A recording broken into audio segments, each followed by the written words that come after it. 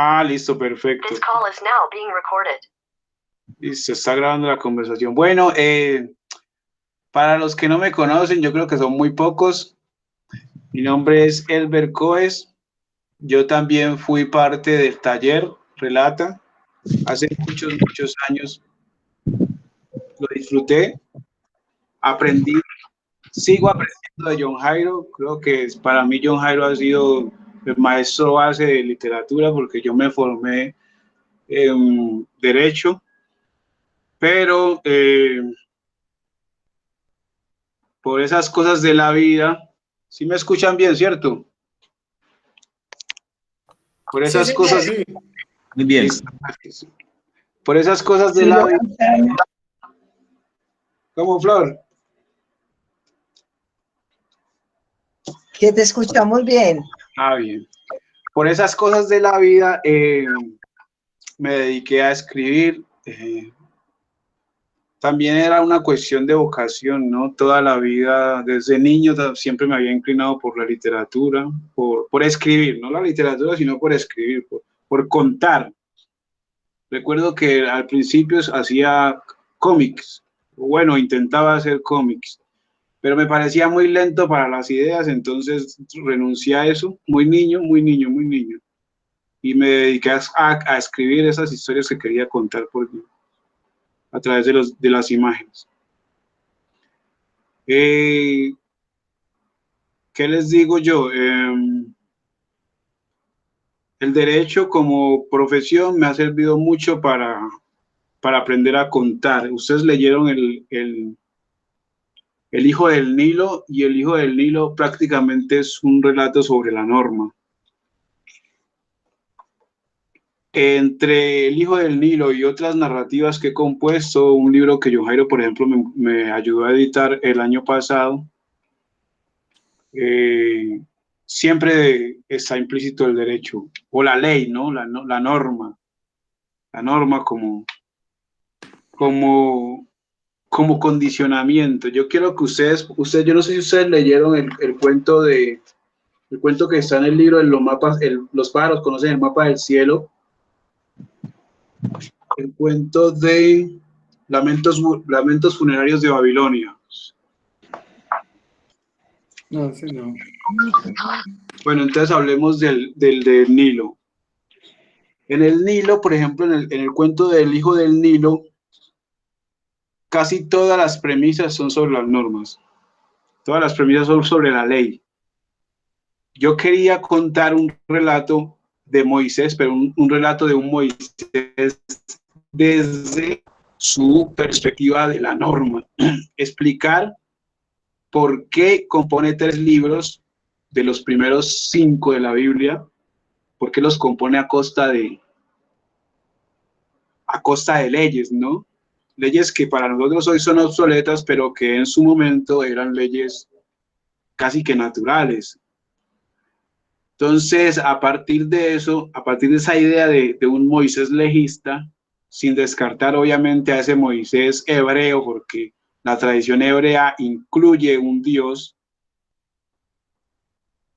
decidí,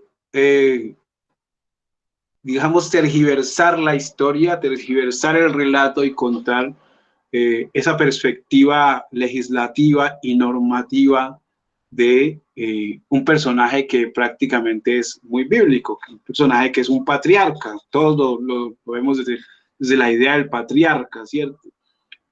Pero también lo vemos desde la idea del asesino o de un homicida, y un homicida que por gracia de Dios es absuelto, y el lector, por ejemplo, el lector de la Biblia lo absuelve, naturalmente lo absuelve porque Moisés es un héroe.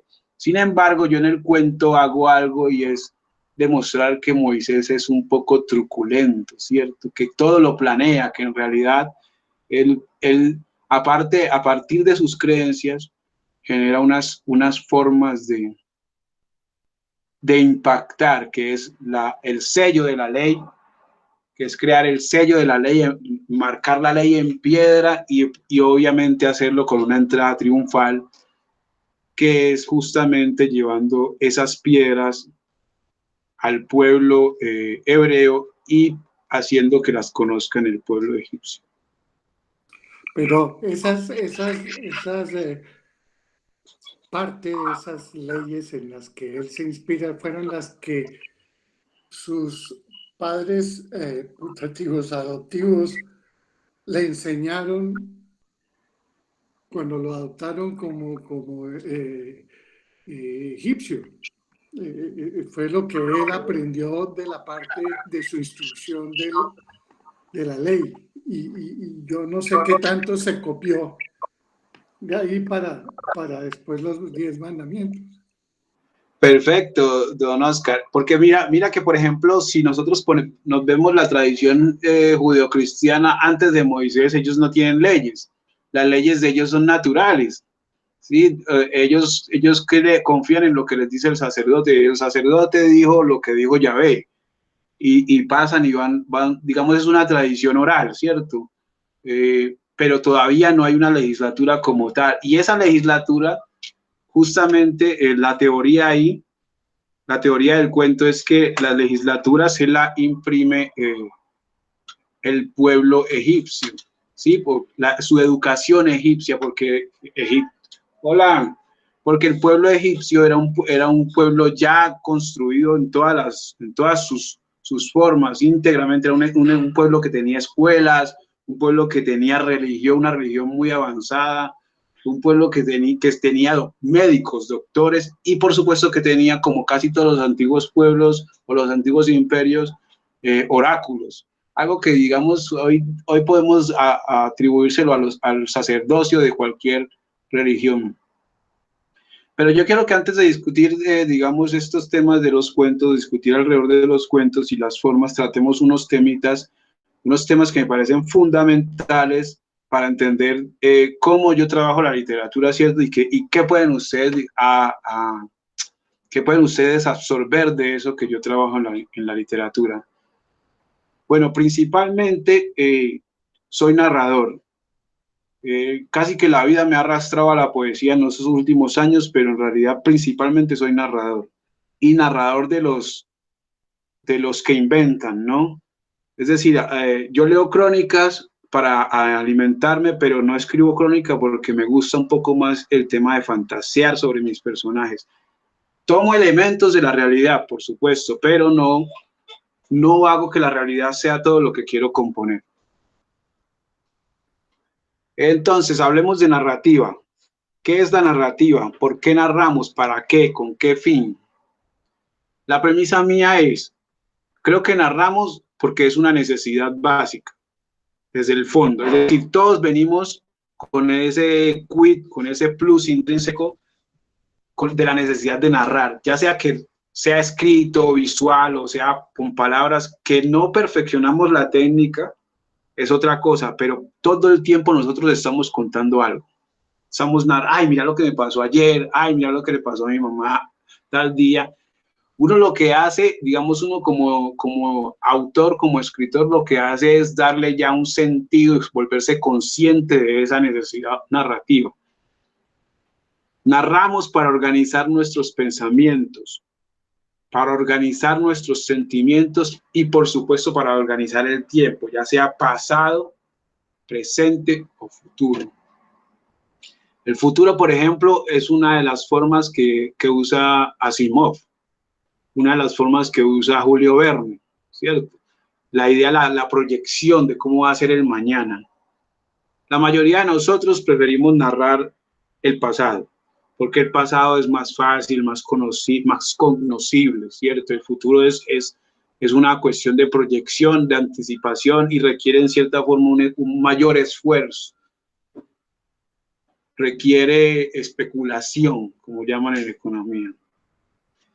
Pero en la narrativa también hay una cosa que se llama estilo.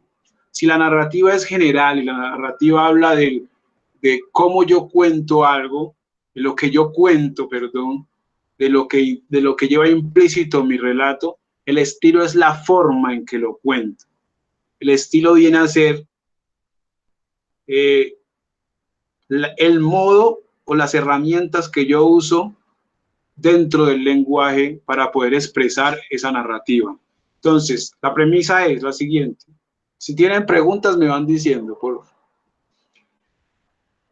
La premisa es, el estilo depende más que nada de lo que uno consume. Si yo leo novela sueca, la mayoría del tiempo voy también digámoslo así, a expresarme en términos de ese estilo de novela sueca que leo.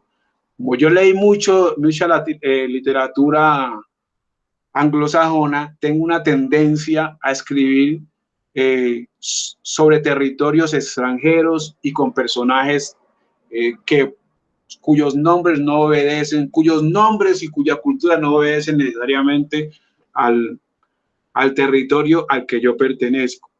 Yo me crié con Conan Doyle, con Stevenson, con Joseph Conrad, a propósito, con algo de Humberto Eco, con Mark Twain, mucho Mark Twain. Entonces, esas influencias, digamos que fueron más de ese estudiante volátil, de ese estudiante no regulado. Esas creencias se hicieron más, esas particularidades de la narrativa anglosajona se hicieron muy latentes a la hora en que yo quería componer mis relatos, lo cual estoy muy agradecido. Fuera inconsciente, en parte, muy poca parte consciente, en la mayor parte inconsciente, soy muy agradecido porque eso ahora me permite decir que me atribuye un estilo. Entonces, el estilo es una forma manifiesta de estar en el mundo. Es como yo he visto, el estilo, por ejemplo, a mí me gusta llevar camisas, a mí me gusta llevar jeans, me gusta llevar botas o me gusta llevar sombrero, etc. Lo mismo pasa en la literatura. Digamos, a mí me gusta usar el monólogo de la conciencia, es un ejemplo de estilo, ¿cierto? No lo uso muy frecuente, pero lo uso de cuando en cuando. Por ejemplo, ustedes en Oficina en la Noche vieron que hay un flujo de la conciencia ahí que se mete dentro de la narración casi que abruptamente, y esos juegos también son cosas que uno le aprende. Por ejemplo, yo lo aprendí de Faulkner y lo aprendí de James Joyce en el Ulises. Si el estilo te dice, es como la comida, como lo que comes, como si lustras o no tus zapatos, ¿cierto? Ese es el estilo. El estilo es como yo elijo contar. Yo tengo una narración, por ejemplo, tengo la narración de cómo, vamos a poner el ejemplo de la semana pasada, cómo en la novela de Javier Cercas, Soldados de Salamina, Javier Cercas usa el recurso de la narrativa, el ritmo y una velocidad casi que vertiginosas para contar cómo Sánchez Mazas se salva de un fusilamiento, una especie de fascista, no un jerarca fascista, se salva del fusilamiento de la extrema izquierda. Para lograr eso, Sánchez Mazas lo que hace es buscar unas voces distintas que le permitan generar con todo el puzzle o con todas las fichas, el rompecabezas, ver el panorama completo, ¿cierto? Ese es el estilo que usa Javier Cercas, un estilo que es muy, muy, muy útil en la literatura europea. Uno lo percibe mucho. Como yo les contaba, también se percibe mucho, por ejemplo, en la novela de Poe, en el relato el asesinato de la calle Morgue. Él usa muchas voces para poder componer la verdad y descubrir el asesino. Y es algo que pasa también, que yo uso o que casi que tomo prestado o robado para componer Florida Killer. Entonces, ese es un estilo, pero hay un estilo también que es muy distinto y es por ejemplo, el estilo que usa John Steinbeck para contar Las uvas de la ira, que es un estilo directo. Esta novelita para mí, por ejemplo, es novelota. Para mí, por ejemplo, Las uvas de la ira es una novela de tenerla siempre en el escritorio, en la mesita de noche, porque me recuerda que hay un estilo extremo al que a veces suelo usar, que es el de la narrativa, por ejemplo, de Edgar Allan Poe, que tengo por acá. Y les quiero mostrarle el cuerpo, por ejemplo, no sé si ahí se ven las letras. Miren el cuerpo, por ejemplo, de Poe. Es compacto, ¿no? Y eso dice no solo de su estilo, sino de la forma de su pensamiento. Y si vemos, por ejemplo, lo de Steinbeck, que es mucho diálogo. Lo de Steinbeck es mucho diálogo. Es una cantidad de diálogos a lo largo del relato, y eso es un estilo directo, casi que cinematográfico. Entonces, ¿cómo yo elijo estilo y cómo elegir la narrativa? Lo primero que ustedes tienen que tener en cuenta es que la narrativa, y eso yo sé que ustedes ya lo saben, y John Jairo se los debe haber enseñado mucho, y es que la narrativa es que elijo yo contar, ¿sí? Yo no puedo contar, por ejemplo, la vida de un economista si no me interesa. Si a mí la vida de Donald Trump, por ejemplo, no me interesa, ¿para qué la voy a contar? O sea, yo no puedo escribir una narrativa solo por impactar o porque es mediática, porque entonces normalmente eso que hace termina en la gaveta, termina archivado, incompleto, o después pierdo toda la motivación, el interés. Yo la narrativa que construyo, la narrativa que ustedes deben construir, siempre tiene que partir de esa vocecita interna que les está diciendo, escriba sobre esto. Esa es la narrativa. ¿Qué es lo que yo voy a escribir? ¿Qué es lo que yo quiero contar? Por ejemplo, en el libro de Pilar, Hilos Imperfectos, lo tengo por allá.